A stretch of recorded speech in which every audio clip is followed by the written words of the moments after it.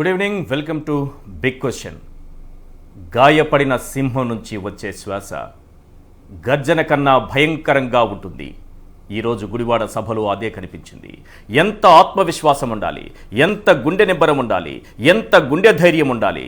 ఈరోజు సీఎం జగన్లో అదే కనిపించింది. ఆయన పైన హత్యాయత్నం జరిగిన తరువాత మొదటి సభలో ఆయన మాట్లాడారు. ఎక్కడా అదరలేదు, బెదరలేదు. ఎస్, అర్జునుడిపై ఒక బాణం పడినంత మాత్రాన కౌరవులు గెలిచినట్టు కాదు. ఇదే విషయాన్ని చాలా క్లియర్గా చెప్పారు సీఎం జగన్. జగన్పై ఒక్క రాయి విసిరినంత మాత్రాన జరగబోయే ఎన్నికల్లో దుష్ట చతుష్టయం ఓటమిని, పేదల గెలుపుని ఎవ్వరూ ఆపలేరని ఆత్మవిశ్వాసంతో చెప్పారు. ఇలాంటి దాడులతో తన సంకల్పాన్ని ఇసుమంతైనా కదిలించలేరని కూడా ఆయన చాలా క్లియర్గా చెప్పారు.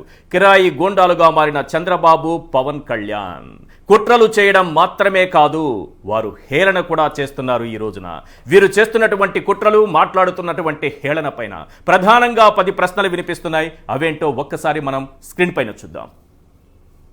ఎస్,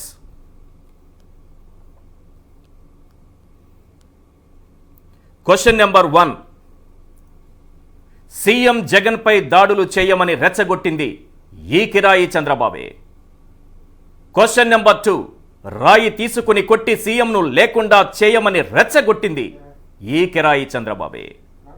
క్వశ్చన్ నెంబర్ 3, నీ అంతం భయానకంగా ఉంటుందంటూ పచ్చమూకను ఎగదోసింది ఈ కిరాయి చంద్రబాబే. క్వశ్చన్ నెంబర్ 4, సీఎం జగన్ అంతమే నా లక్ష్యమంటూ జనం లేని సభల్లో రెచ్చగొట్టింది ఈ కిరాయి చంద్రబాబే.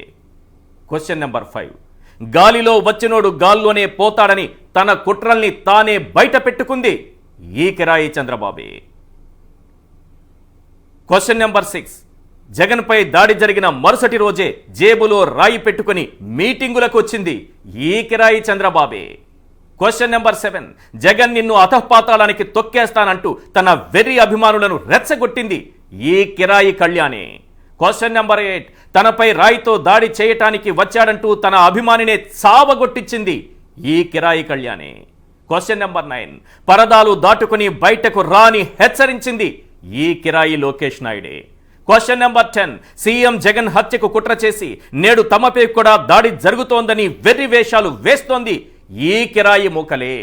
ప్రధానంగా ఈరోజు ప్రజల్లో జరుగుతున్నటువంటి చర్చ ఇది.